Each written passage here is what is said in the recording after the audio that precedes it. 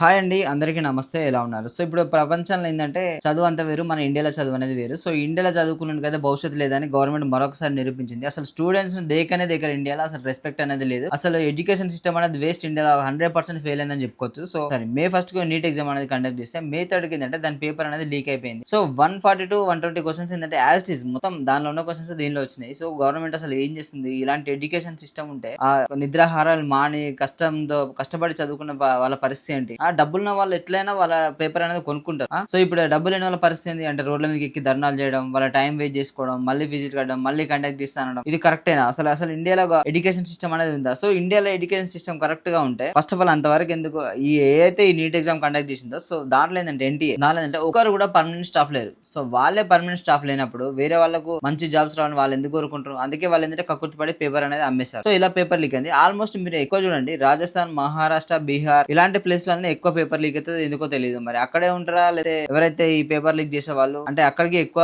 చేరవేస్తారా? లేకపోతే ఎందుకంటే అక్కడ ప్రజెంట్ రూలింగ్ పార్టీ ఏముంది సో వాళ్ళేమన్నా కొంటారా? ఏం అర్థం కావట్లేదు. ఇలాంటి సిచ్యువేషన్ అయితే నెలకొన్నాయి. ఈ నీట్ ఎగ్జామ్ వల్ల 22 లక్షల మంది స్టూడెంట్స్ అనేది మాత్రం ఖచ్చితంగా సఫర్ అయ్యారు. సో దానిలో పేపర్ కొన్న వాళ్ళు ఎంతమంది గానీ ఈ నీట్ ఎగ్జామ్ పేపర్ లీక్ అవడం వల్ల 22 లక్షల మంది పీపుల్ ఎందుకంటే ఈ పేపర్ లీక్ చేసిన వాళ్ళని పేపర్ ఎవరైతే లీక్ చేసారో వాళ్ళని ఖచ్చితంగా ఎన్కౌంటర్ అనేది చేసి పడాలి. అది మాత్రం కరెక్ట్ డిసిషన్. ఇంకోసారి ఇలాంటి జరగద్దు, రిపీట్ అవ్వద్దు అంటే కొంచెం కఠినంగానే ఉండాలి. సో దీనిపై మీరేమంటున్నారో కామెంట్ రూపంలో తెలియజేయండి. నేను మీ Alex. Thank you so much. Please subscribe.